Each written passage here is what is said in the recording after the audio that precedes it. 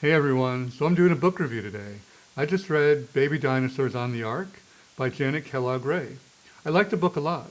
I'd like to give you some thoughts and information about it so you can decide whether you would like to purchase it yourself.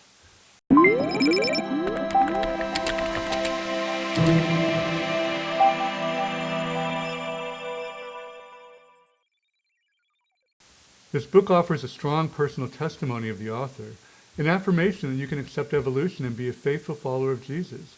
It also lays out a good case as to why young earth creationism is not supportable based on the evidence. An open-minded Christian who has been taught young earth creationism but is now exploring the subject may well be helped by this book. And I will say that this book is very strong on the fossil record, geology, refutation of intelligent design, and the subject of human evolution. And one thing I like about the book is Dr. Ray's writing style. To me, it seems easy, rather effortless, and casual. And when she delves into scientific issues, she gives enough detail to make the general point very clear, but not so much that the narrative gets bogged down in technicalities. And she provides stories as well, which provide context and that are engaging. At one point, I had to get up to walk to another room, and I found myself continuing to read while I was walking. So I must have been engaged. And her tone is admirable, graceful.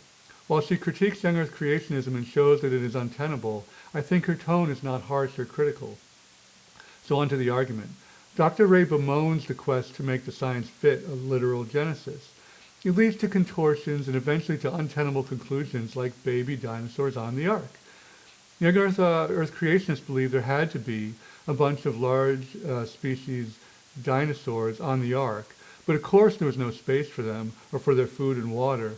So they fixed this problem by concluding that there were baby dinosaurs, even some eggs, on the ark. It is much more reasonable instead to accept the science and recognize that early Genesis was not written to be literal. Now Dr. Ray also bemoans the false choice that is foisted on us, that of rejecting science or accepting the science but finding no place for God in the whole deal. There is a third way. Science speaks to how God creates. She then spends part of a chapter explaining the basics of evolution, and as elsewhere, her writing is clear and she explains the science well in an intuitive, non-technical way. Next, she gives a nice overview of some of the lines of evidence for an old Earth and universe. She includes several lines of evidence that you can grasp without a science background, such as tree rings, but also manages to outline some technical things, such as the parallax effect. And I like her quite effective conclusion when she rhetorically asks, is it reasonable to trust the physics, chemistry, and mathematics in aeronautics and space travel and in every field of modern engineering, but disbelieve the exact same science when it tells us the age of the Earth and the universe? Next, Dr. Ray goes on to tackle flood geology, which is the claim that the features of geology that we observe, including the Grand Canyon, are best explained by a global flood. She patiently catalogs many reasons why geology decisively refutes a global flood. My favorite tidbit is, we also find preserved mud cracks, raindrop prints, and water current ripples in canyon rock. Apparently, sediments were intermittently exposed to long periods of air and/or shallow water. Impossible if the canyon was formed by a year of surging floodwaters. Next up, she does a good job explaining why the fossil record points to evolution and not to a global flood.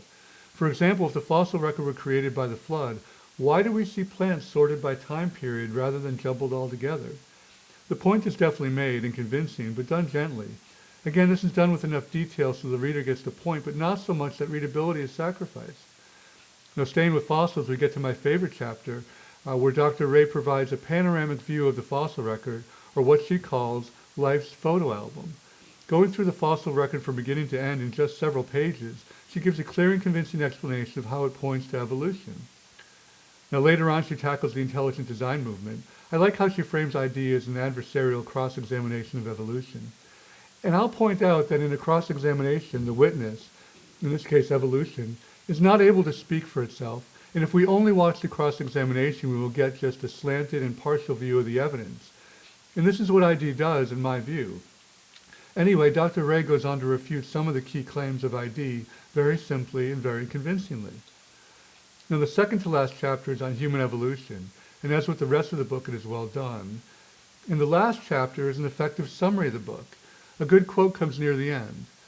A literal genesis means a stand against the science trusted for medical care, disease research, agriculture, aviation, engineering, and energy. A literal genesis means mentally segregating the science explaining origins from the same science supporting our modern lives. If creationism is true, including young, old, and intelligent design versions, modern science collapses. Now, tucked into the last chapter, there's a story of when Dr. Ray and her husband had a conversation with a man who was open to Christianity, but skeptical due to what he saw as conflicts with science. When Dr. Ray and her husband quickly assured him that there were no conflicts, there was an outpouring of eager questions about Jesus. Getting past the false evolution or God dichotomy cleared the way to the heart of a potential believer. In my judgment, this book furthers the discussion we need to keep having about getting past this false choice. Also, the book can really help a Christian who is open-minded on evolution, but stuck in a young earth creationist church. It can help them understand the fundamentals of evolution.